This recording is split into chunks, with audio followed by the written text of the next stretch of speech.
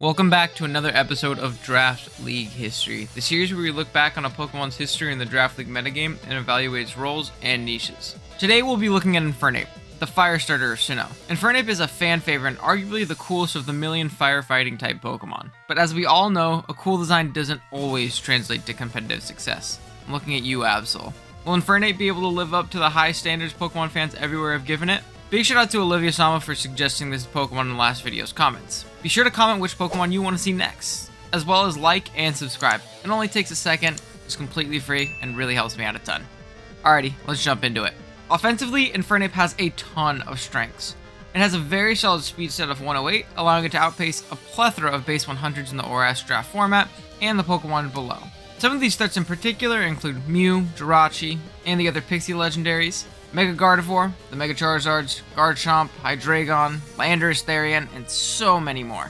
Infernape also had a base attack set of 104 in both of its attacking sets, making it a potent physical, special, or mixed attacker, especially when you take into account its very diverse move pool, but we'll touch on that in a little bit. Defensively, Infernape left much to be desired. It could take certain neutral and resisted hits decently, but wasn't often used as a defensive pivot. The few exceptions to this would be bulky slack-off variants that would be able to check Weavile, Scizor, and Mega Scizor, as it had great natural resistance to both of their stabs, but it was very liable to get overwhelmed or hit with coverage. Infernape's true strength lied in its immense offensive move pool. On the physical side, it could threaten with a huge Flare Blitz, close combat, or U-turn for phenomenal pivoting potential. Its speed tier plus U-turn actually allowed Infernape to be one of the most solid and consistent choice scarfers in the format, especially when you take into account how dominant hazards were in the ORAS metagame due to the lack of solid removal. A Scarf Infernape plus spikes or rocks could be a huge pain to deal with. Our resident Fire Monkey also had access to great non-stab coverage in Earthquake, Stone Edge, and Thunder Punch, which was especially nice for bulky waters. It was also able to potentially be boosted by Infernape's hidden ability, Iron Fist. Iron Fist could also boost stab fire punches as a great alternative to not taking Flare Blitz chip, as well as Mach Punch for priority and potential late game cleaning potential. Speaking of late game cleaning potential, Infernape could also opt for a Swords Dance and sweep its way through weakened teams that way. As noted before, its bulk wasn't great, but its inherent ability to enforce switches could give an aggressive player the opportunity to SD up more than one would really think. Special Infernape was no slouch either.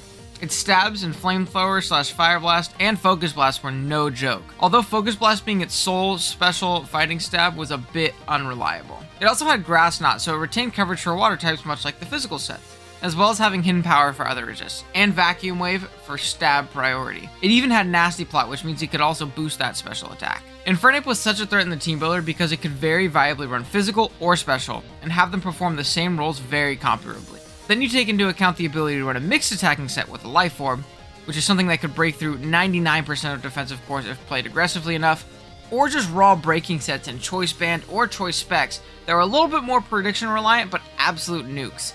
You can see why so many coaches feared Infernape. Of course, Infernape wasn't without its flaws. As we mentioned before, it had an incredibly mediocre to borderline terrible bulk, so revenging it with something faster or just something that could eat up one hit was far from impossible. The Lottie twins could check Infernape and also outspeed and nuke it, though they definitely didn't want to eat up U-turns, as was the case for Starmie, another offensive check. Fat Waters could also eat up Infernape hits. Particularly bulky waters like Slowbro, Suicune, and Milotic could shrug off even Thunder Punches and deal with it accordingly. Infernape had a ton of great partners. One in particular was Rotom Wash. The two formed a very potent Volt Turn core, with Rotom bullying Fat Waters and switching into annoying grounds, and Infernape absolutely smashing fat grasses that walled Rotom. This core in particular was incredibly solid because Rotom Wash was much likely to get its Volt Switch blocked by opposing ground types due to its secondary water stab. This allowed these two Pokemon to have limitless momentum in theory, provided hazards were not up, punishing them coming in and out. Other strong electrics were great partners for Infernape as well, such as the Thundurus forms, Zapdos, and Raikou. Infernape also definitely appreciated spikes from the likes of Ferrothorn, Skarmory, and Klefki as more defensive options, or spikes from more offensive options like Greninja, Scolipede, Roserade, and Frostlass. Generation 7 came with the addition of Z-moves, which Infernape absolutely loved. While Infernape didn't have the most broken of base stats in its attacking stats, it definitely benefited from having high base power moves like Flare Blitz, Close Combat, and Focus Blast. Jacking those high base power moves up even higher with a Firium Z or a Fightinium Z turned Infernape into an absolute nuke to anything that didn't resist it.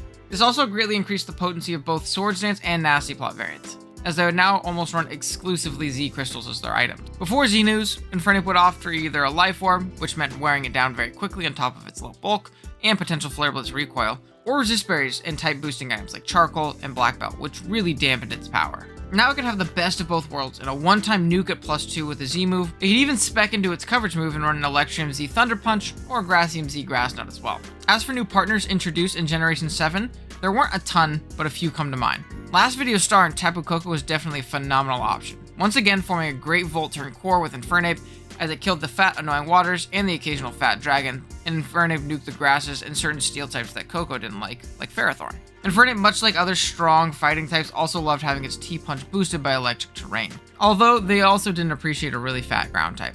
There weren't any more glaring phenomenal Volt turn or U-turn core partners, but Infernape was a great facilitator of some new offensive threats, getting them in for free.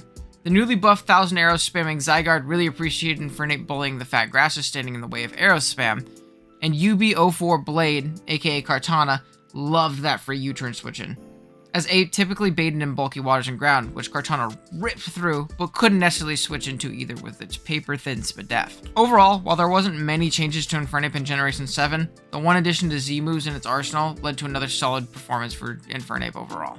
To the dismay of many Gen 4 lovers everywhere, Infernape was not included in the Generation 8 Pokédex. This meant it would not be part of the Generation 8 metagame. Therefore, the information we have is very limited and based solely on leagues that use national decks on Pokemon Showdown as their format.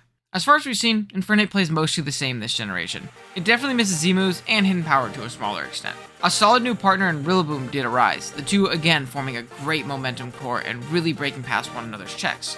There is still hope for Infernape fans though, as with the release of Pokemon Legends Arceus, Infernape has gained Drain Punch.